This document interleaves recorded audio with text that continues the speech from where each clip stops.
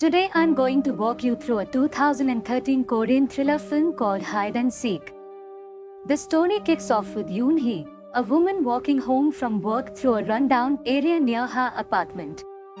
She's on the phone with her boyfriend when she's harassed by a drunken man. Fortunately, she manages to escape and continues her journey home, feeling quite frustrated. Along the way, she vents to her boyfriend about her less than ideal apartment. Stepping into the apartment elevator, a mysterious figure in a black helmet enters with her. Oddly, the person doesn't press any buttons. Yoon Hee, determined to reach her floor, hits her apartment's button. The person in the helmet exits on her floor and stands before the adjacent apartment. Yoon Hee quickly closes her door, perturbed. Later, she discovers an unfamiliar jacket near her computer. Enraged, she confronts her neighbor, convinced they have been sneaking into her place. She warns them about involving the police if this happens again. With heightened vigilance, Yoon Hee examines her security footage. A sudden knock at the door distracts her, but no one's there when she checks. Armed with pepper spray, she investigates further and realizes the noise came from a little girl. She started to find that she'd left her apartment door open. After confirming no one's around, she returns to review her footage. To her horror, she spots someone entering her apartment while she was checking the door. This person, holding a bloodied steel rod, had attacked and killed her without anyone noticing. This chilling event aligns with a local rumor about silent squatters hiding in apartments. Shifting focus to Seong-soo's apartment, he lives there with his wife, Min-ji, and their children. Min-ji previously lived in the US. Seong-soo battles misophobia, a fear of contamination. During dinner, Seong-soo struggles with untidiness at the table. His wife offers help, but he declines, claiming he's fine. Soon, he receives a call inquiring about Seong-chul. The caller claims to be Seong-chul's landlord, reporting him missing.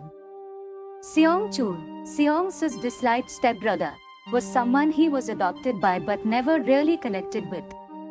He had cut ties with his brother after their parents' death, not even disclosing his existence to his own wife.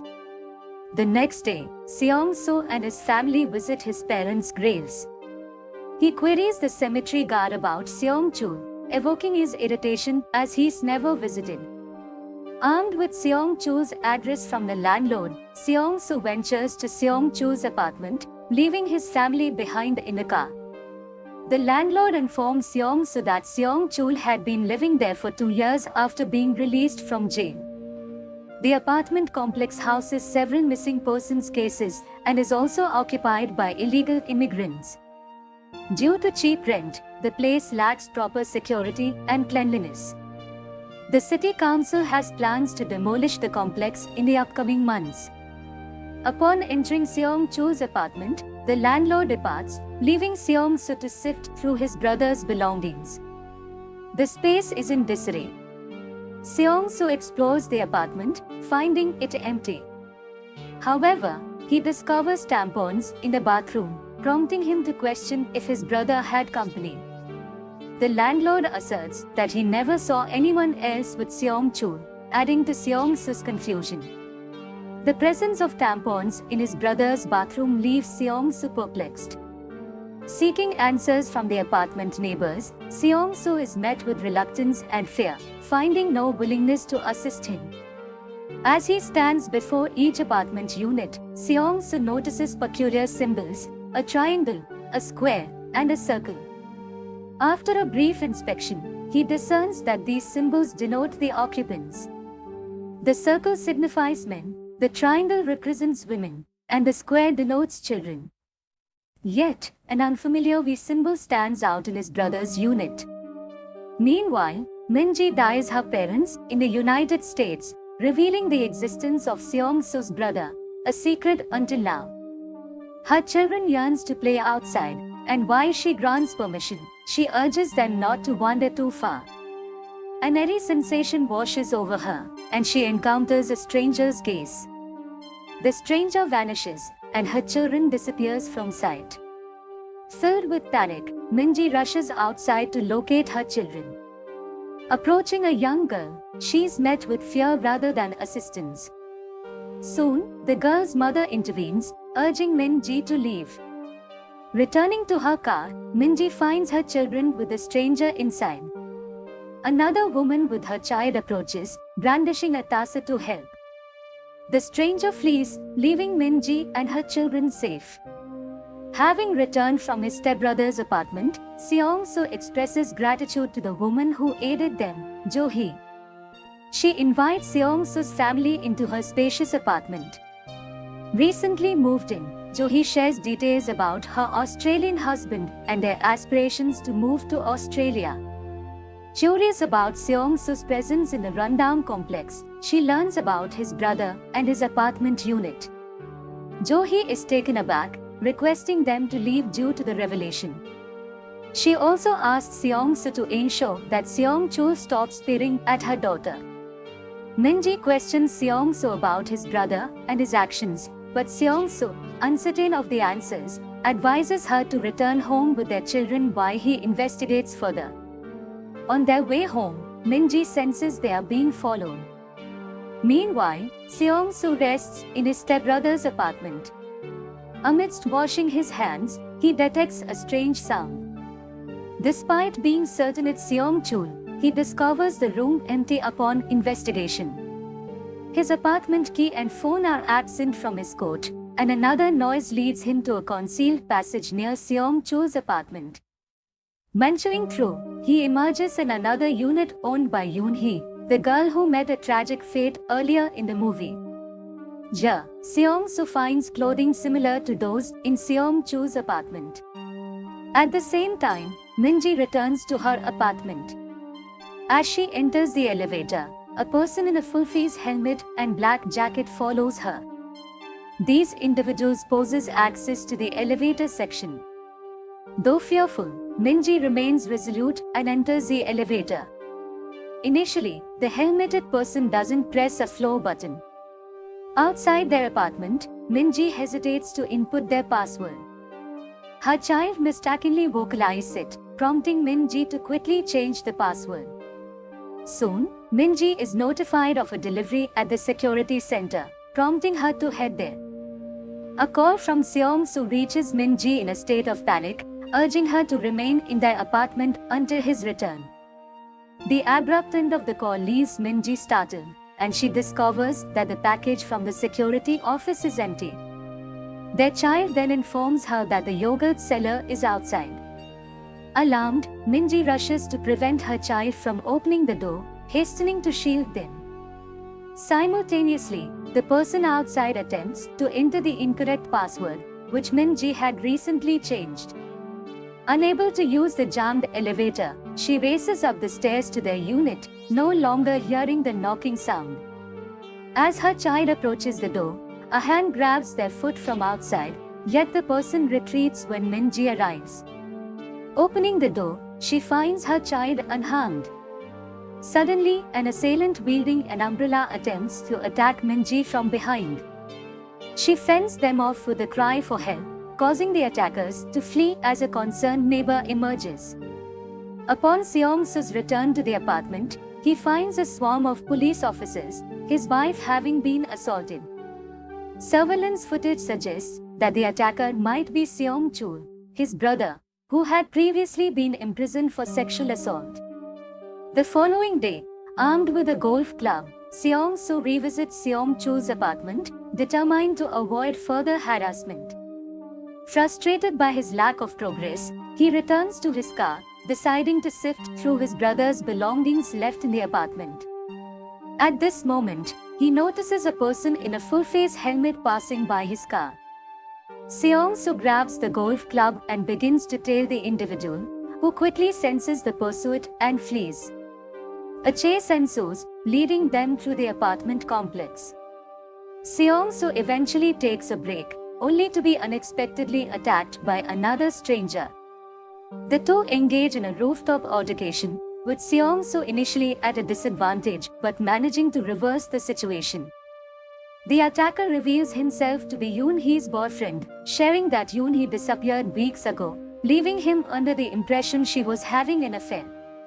As the confrontation unfolds, the helmeted individual peeks out from a window.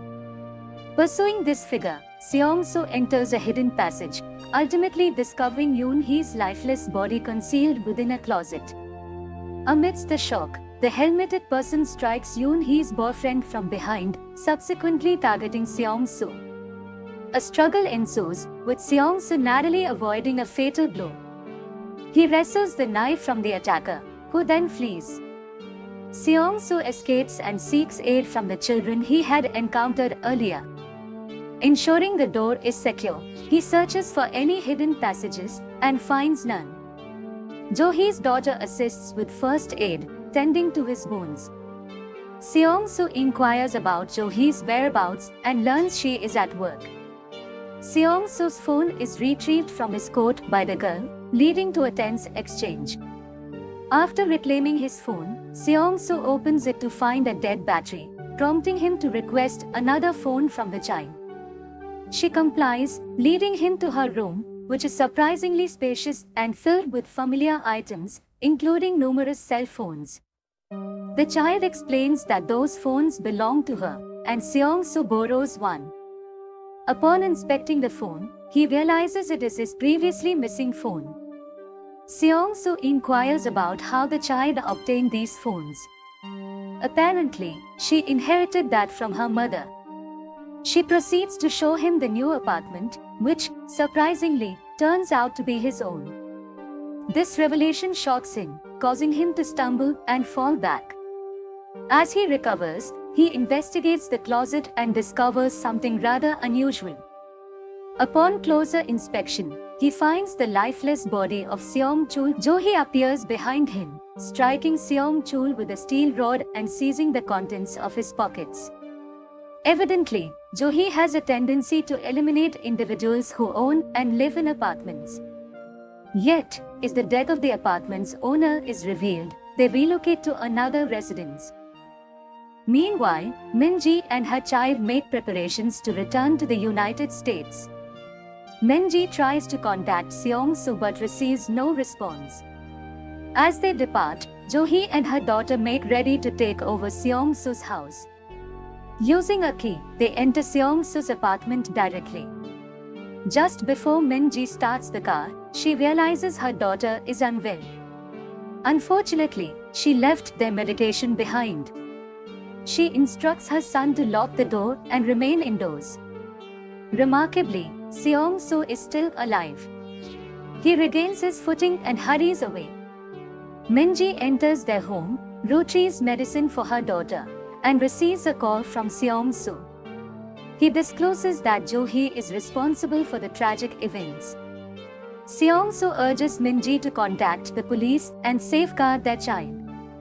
Instead, Min-ji dials Seong-soo's phone, leading her to discover it nearby.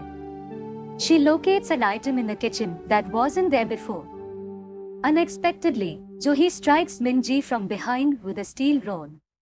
Informs them that their mother is briefly occupied with errands. The child hesitates to exit the car upon noticing Jo-hee wearing their mother's coat. Jo-hee's temper flares, and she forcibly compels the child to leave the vehicle. Her realization that the car key is inside the coat prompts her to unlock the car. The child escapes through the opposite door. Seong-soo, now at the apartment, struggles to enter without a key. He attempts the basement entrance and hears the child's cries. Pursuing Jo-hee proves difficult due to his injured leg. Children manages to board the elevator just as Jo-hee lunges for them. They safely return home, but Jo-hee makes a forceful attempt to open the apartment door. The child becomes increasingly distraught upon discovering their mother covered in blood.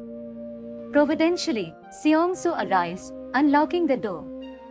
Jo-hee strikes him from behind with a steel rod, prompting a scuffle in the hallway. Seong-soo gains the upper hand, prompting Jo-hee to flee. Seong-soo awakens his wife and retrieves the steel rod, searching the house for Jo-hee. Under the bed, he finds nothing, only to be struck by Jo-hee, who was hiding on another bed. The child tries to intervene, but Jo-hee gives chase. Min-ji regains consciousness and strikes Jo-hee from behind. Jo-hee retaliates with a steel rod, prompting Min-ji to become further incapacitated. Frustrated by the mess in her new home, Jo-hee demands the children to come out of hiding. She hears a noise from the closet and approaches it. Seong-soo calls Jo-hee, urging her to stay calm. Jo-hee attempts to strike him but is startled when he ignites a match, threatening to set the house ablaze. Fearing the fire, Jo-hee continues her assault on Seong-soo. He sets the house on fire, causing Jo-hee to panic and attempt to extinguish the flames. Unfortunately, she gets caught in the fire as well. The fire alarm blares, and the police force the door open. Police officers enter the house and rescue Seong-soo's family. The story concludes with Seong-soo burying Seong-chul's body in a more suitable location. Their apartment is sold to a new owner who moves in immediately upon their departure. Jo-hee's daughter remains trapped and concealed in the closet. The narrative concludes with the recurring rumor of squatters living in other people's apartments within those complexes.